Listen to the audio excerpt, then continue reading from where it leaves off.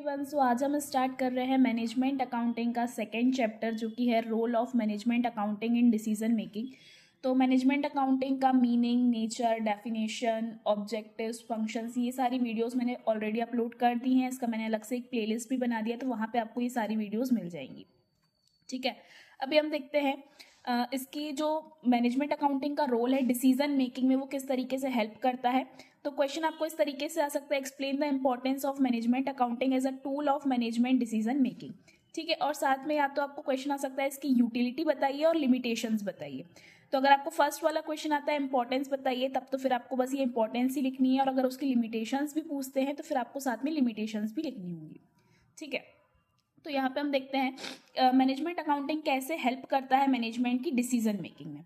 ठीक है, management accounting is the application of appropriate accounting technique and concept to process financial data of a business so as to assist its management in implementing plans and making timely decisions for achievement of its objective। Management accounting क्या करता है, management को इस तरीके से accounting reports बना के देता है जिससे जो मैनेजमेंट है वो इजीली डिसीजंस को ले पाए और जो भी बिजनेस के ऑब्जेक्टिव्स हैं उसको अचीव करने में उसकी हेल्प हो सके। ठीक है, it guides and advice management for proper functioning of the business, यानी जो मैनेजमेंट अकाउंटिंग है ये गाइड करता है मैनेजमेंट को प्रॉपर फंक्शनिंग के लिए कि मैनेजमेंट को कैसे नेक्स्ट स्टेप क्या लेना है, क्या प्लानिंग करनी है, क्या डिसीजन लेना है, इन सारी चीज़ों में कैसे हेल्प होती है मैनेजमेंट को। मैनेजमेंट अकाउंटिंग के डेटा से ही उनको हेल्प होती है। The role of management accounting in decision making can be explained as follows. तो क्या रोल है, first is increase the efficiency of business. Business की एफिशिएंसी बढ़ती है मैनेजमेंट अकाउंटिंग के कारण। So management accounting aims at increasing the efficiency of various business functions. The target of the different department are fixed in advance। मतलब कि management accounting help करता है business की एफिशिएंसी को बढ़ाने में, क्योंकि जो भी टारगेट्स होते हैं बिजनेस के वो पहले से ही फिक्स्ड होते हैं। मैनेजमेंट पहले से ही बिजनेस के टारगेट्स को फिक्स कर देता है, और जो मेथड्स यूज होती है to report the achievement of these targets act as a tool for measuring their efficiency. जब हम मैनेजमेंट अकाउंटिंग करते हैं, ठीक है, जो मैनेजमेंट अकाउंटेंट होता है जब वो मैनेजमेंट अकाउंटिंग करता है, रिपोर्ट्स बनाता है, तो और जब वो मैनेजमेंट के सामने प्रेजेंट करता है तो मैनेजमेंट को पता लगता है कि जो हमने टारगेट सेट किए थे वो मैट हो रहे हैं या नहीं। जैसे उनका टारगेट था कि इतनी सेल होनी चाहिए, इतना प्रोडक्शन होना चाहिए, तो इन सारी रिपोर्ट जो मैनेजमेंट अकाउंटिंग की रिपोर्ट होगी उसके थ्रू वो देख सकते हैं कि वो टारगेट्स वो अचीव कर पा रहे हैं या नहीं, और कहाँ पे कमी आ रही है। तो उस तरीके से वो बिजनेस की एफिशिएंसी को इंक्रीज कर सकते हैं, जहाँ पे भी कमी है उसको फाइंड आउट करके अपने बिजनेस की एफिशिएंसी को बढ़ा सकते हैं। ठीक है, next point is planning for future. Future के लिए प्लानिंग करने में हेल्प करता है ये।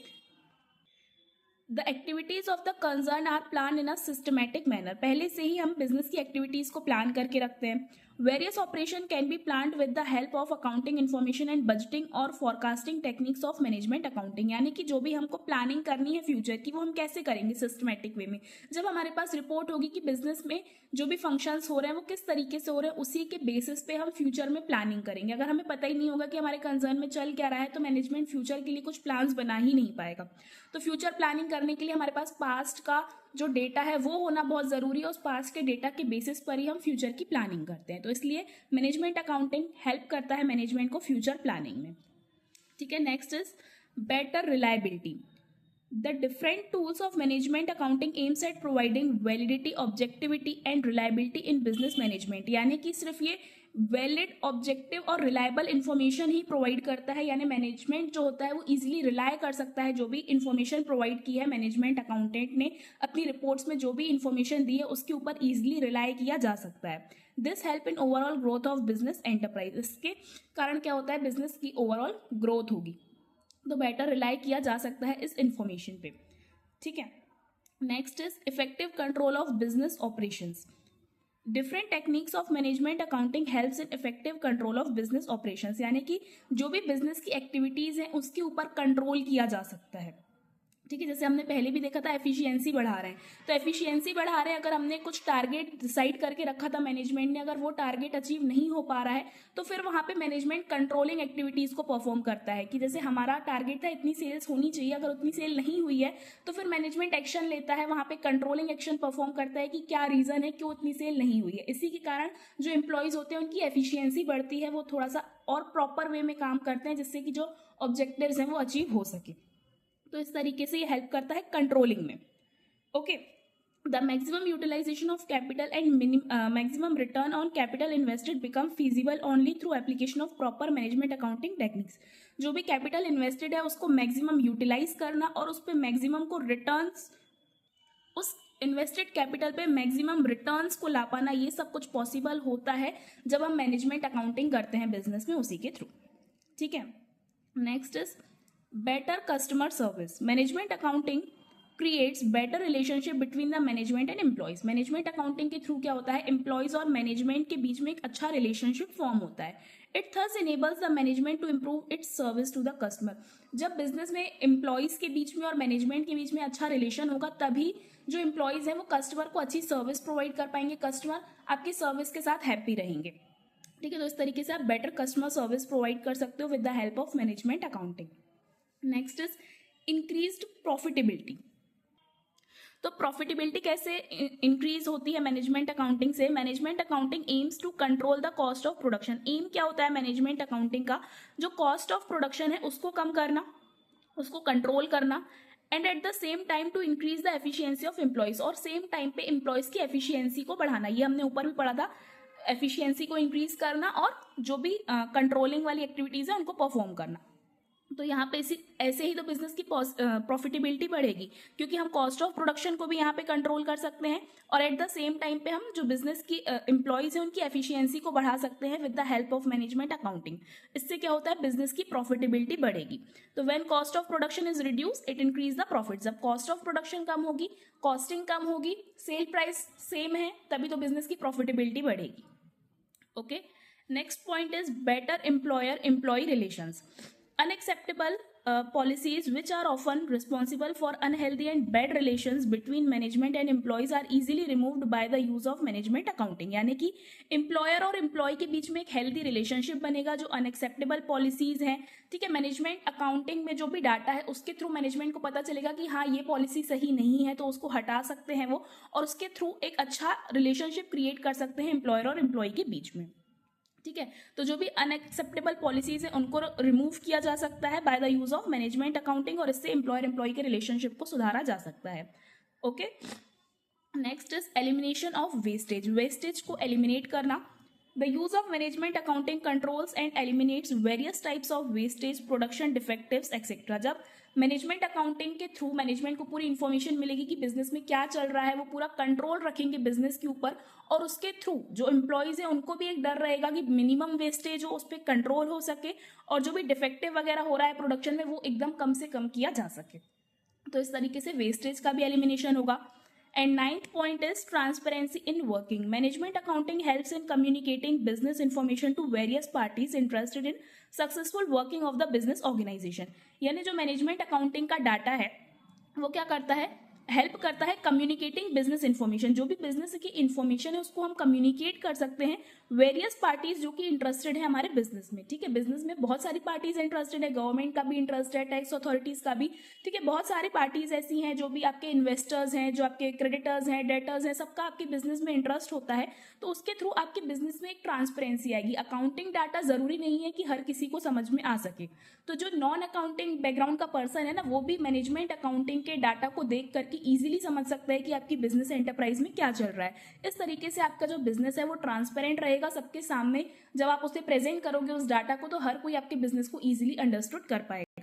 तो इस तरीके से जो भी इंटरेस्टेड पार्टीज होंगी आपकी बिजनेस में, वो भी मैनेजमेंट अकाउंटिंग के थ्रू सारी इंफॉर्मेशन को इजीली समझ पाएंगी. ठीक है. तो ये हो गया इसका एक तरीके से. आपको अगर ये क्वेश्चन आता है importance of management accounting as a tool of decision making, या फिर वो सिर्फ इंपॉर्टेंस पूछते हैं या फिर सिर्फ यूटिलिटी पूछते हैं, तो भी आपको ये आंसर लिखना है. और जो मैंने आप लोगों को पहले फंक्शन और ऑब्जेक्टिव्स पढ़वाए थे उसमें भी ऑलमोस्ट सेम टॉपिक्स ही थे, मतलब सेम पॉइंट्स थे और अंदर का भी सेम ही था. तो आप सेम आंसर लिख सकते हो तीनों में ही. ऑब्जेक्टिव्स हो गए या फिर इसके फंक्शंस हो गए या फिर यूटिलिटी या इंपॉर्टेंस हो गया, तो आप सेम आंसर लिख सकते हो. थोड़ा बहुत बस आपको वर्डिंग का चेंज करना पड़ता है. तो अगर आपको कॉन्सेप्ट क्लियर है तो आप अपने अकॉर्डिंग उसका आंसर बना के लिख सकते हो. तीनों में ऑलमोस्ट सेम पॉइंट्स ही हैं. ठीक है. नेक्स्ट हम देखते हैं लिमिटेशन ऑफ मैनेजमेंट. तो हर एक चीज़ में कुछ ना कुछ लिमिटेशंस तो होती ही हैं। तो यहाँ पे management accounting is a recent discipline है, ठीक है। मतलब अभी अभी ये कॉन्सेप्ट आया है रीसेंट, अभी ये कम्प्लीटली डेवलप्ड भी नहीं हुआ है, डेवलपिंग फेज में है। तो ये रीसेंट डिसिप्लिन है, therefore suffer from certain limitation, इसलिए इसमें कुछ अभी लिमिटेशंस भी हैं। तो क्या लिमिटेशन है? First is limitation of basic records. Basic records मतलब जो भी मैनेजमेंट अकाउंटिंग का डाटा होता है वो पास्ट रिकॉर्ड्स पे ही बेस होता है, पास्ट रिकॉर्ड्स को देखकर ही रिपोर्ट्स बनाई जाती हैं, तो उसमें करेक्टनेस होना बहुत ज़्यादा ज़रूरी है। बेसिक रिकॉर्ड्स की यहाँ पे लिमिटेशन होती है। तो management accounting is mainly concern with the modification of data derive from financial accounting, cost accounting and other records. Management accounting में क्या होता है, जो भी फाइनेंशियल अकाउंटिंग है, कॉस्ट अकाउंटिंग है, या जो भी रिकॉर्ड्स हैं, उन सारी चीज़ों को ही ईजी वे में वहाँ पे प्रेजेंट किया जाता है। The correctness of the management accounting largely depends upon the correctness of these basic records, ठीक है। तो जो मैनेजमेंट अकाउंटिंग है वो करेक्ट है या नहीं है, वो किस पे डिपेंड करता है? कंप्लीटली जो हमारे बेसिक रिकॉर्ड्स हैं, जो भी कॉस्ट अकाउंटिंग हुई है, फाइनेंशियल अकाउंटिंग हुई है, उसी के बेसिस पे डाटा बना है। अगर वो वहाँ पे मिस्टेक है तो जो आपने मैनेजमेंट अकाउंटिंग में रिपोर्ट प्रेजेंट की वो भी गलत हो जाएगी, और फिर उसके बेसिस पे जो आप फ्यूचर में डिसीजंस लेने वाले हो वो भी गलत हो जाएंगे। तो इसलिए इनका करेक्ट होना बहुत ज़्यादा ज़रूरी है, और ज़रूरी नहीं है कि हमेशा ये रिकॉर्ड्स करेक्ट हो। तो इसलिए लिमिटेशन हो जाती है यहाँ पे बेसिक रिकॉर्ड्स की, क्योंकि ये पास्ट डेटा के बेस पे बनाया जाता है। Okay, next is persistent efforts. There is always a need for continuous and coordinated efforts of management to execute the decisions and conclusion drawn by the management accounting.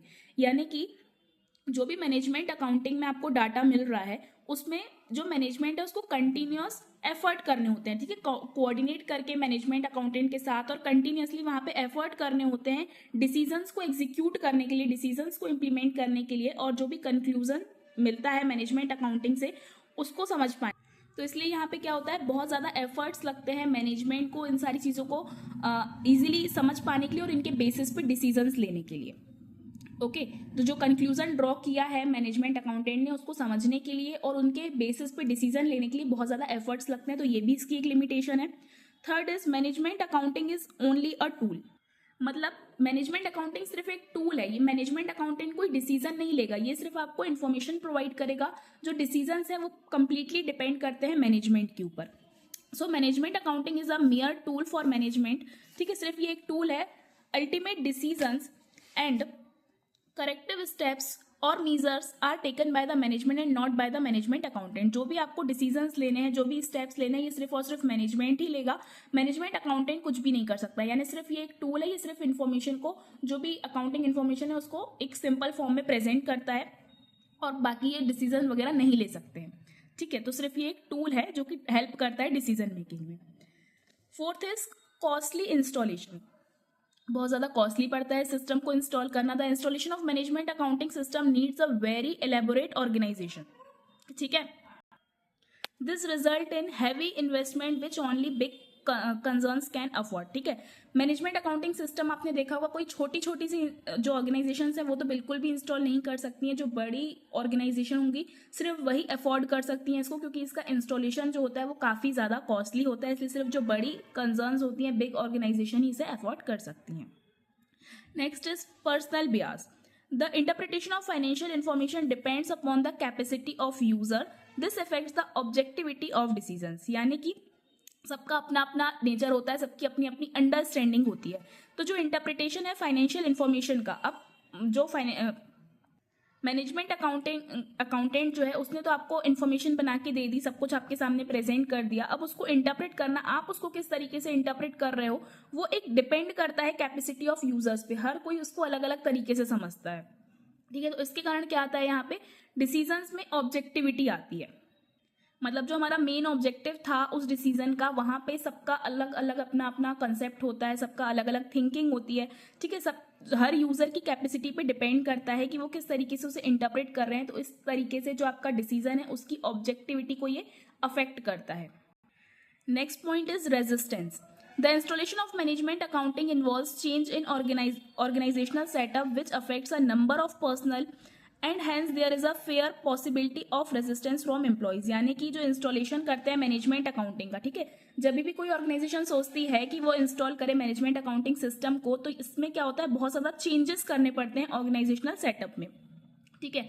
अब लोग क्या सोचते हैं, एम्प्लॉयज सोचते हैं कि फिर हमको एक्स्ट्रा काम करना पड़ेगा जब मैनेजमेंट अकाउंटिंग सिस्टम इंस्टॉल होगा तो, और कोई भी एक्स्ट्रा काम नहीं करना चाहता है तो वो कई बार रेजिस्ट कर देते हैं कि नहीं, इस सिस्टम को इंस्टॉल नहीं करना है, या ऐसा कुछ भी रेजिस्टेंस करने लगते हैं। तो which affect a number of personal and hence there is a fair possibility of resistance from employees. इसलिए यहाँ पे बहुत सारे पर्सनल जो भी आपके बिजनेस में काम कर रहे हैं उन सबको अफेक्ट होगा, क्योंकि बहुत ज़्यादा चेंजेस होंगे, उनका वर्किंग आवर्स बढ़ सकते हैं, तो इसलिए यहाँ पे रेजिस्टेंस के बहुत ज़्यादा चांसेस होते हैं इसमें। Next is provides only data. Management accounting पहले भी हमने पढ़ा कि ये सिर्फ डाटा प्रोवाइड करता है, डिसीजन मेकिंग में ये कुछ भी नहीं करता है, डिसीजन मेकिंग डिपेंड करता है मैनेजमेंट के ऊपर। Management accounting provides data and not decisions. It can only inform not prescribe. सिर्फ ये इन्फॉर्म करेगा आपको कि बिजनेस में ऐसा ऐसा चल रहा है, वो उसको प्रिस्क्राइब नहीं करेगा कि आपको क्या करना है आगे। This is a major limitation of management accounting. ठीक है, सिर्फ ये एक डाटा प्रोवाइड करता है, डिसीजन में ये डिसीजंस नहीं ले सकता है, डिसीजन मेकिंग में हेल्प कर सकता है लेकिन खुद से डिसीजन नहीं ले सकता है, तो ये इसकी एक लिमिटेशन है। Next is broad based scope. The scope of management accounting is wide and require information from both accounting as well as non-accounting sources. अब जो मैनेजमेंट अकाउंटेंट जो होगा उसको सिर्फ अकाउंटिंग इन्फॉर्मेशन ही नहीं पता होनी चाहिए, उसको बाकी सारी और भी मैथ्स हो गया, इकोनॉमिक्स हो गया, टैक्स हो गया, बहुत सारी चीज़ों की इन्फॉर्मेशन उसको होनी चाहिए, तभी वो एक प्रॉपर रिपोर्ट तैयार कर पाएगा मैनेजमेंट अकाउंटिंग की। तो जो स्कोप है मैनेजमेंट अकाउंटिंग का वो बहुत बड़ा है, बहुत सारी चीज़ें आती हैं इसके अंदर। ठीक है, and requires information from both accounting as well as non accounting sources. सिर्फ अकाउंटिंग नहीं, नॉन अकाउंटिंग इन्फॉर्मेशन भी इसमें इंक्लूड्स होती है। This creates many problems and the possibility of inexactness is conclusion. तो क्योंकि इसका स्कोप बहुत ज़्यादा बड़ा है तो इसके कारण बहुत ज़्यादा प्रॉब्लम्स आती हैं, और पॉसिबिलिटी है कि जो भी आपका कंक्लूजन निकाला है आपने वो एग्जैक्ट ना हो, तो इनएग्जैक्टनेस की भी बहुत ज़्यादा यहाँ पे पॉसिबिलिटीज हो जाती है, क्योंकि इसमें बहुत सारी चीज़ों को आपको कवर करना पड़ता है। तो ये यहाँ पे इसकी कुछ लिमिटेशंस थी, तो इसकी इंपॉर्टेंस और लिमिटेशन को आज हमने कवर किया है मैनेजमेंट अकाउंटिंग की। इसी के साथ हमारा सेकेंड चैप्टर भी कंप्लीट हो गया है। सो आई होप आप लोग को ये टॉपिक क्लियर हो गया होगा। तो थैंक यू फॉर वॉचिंग।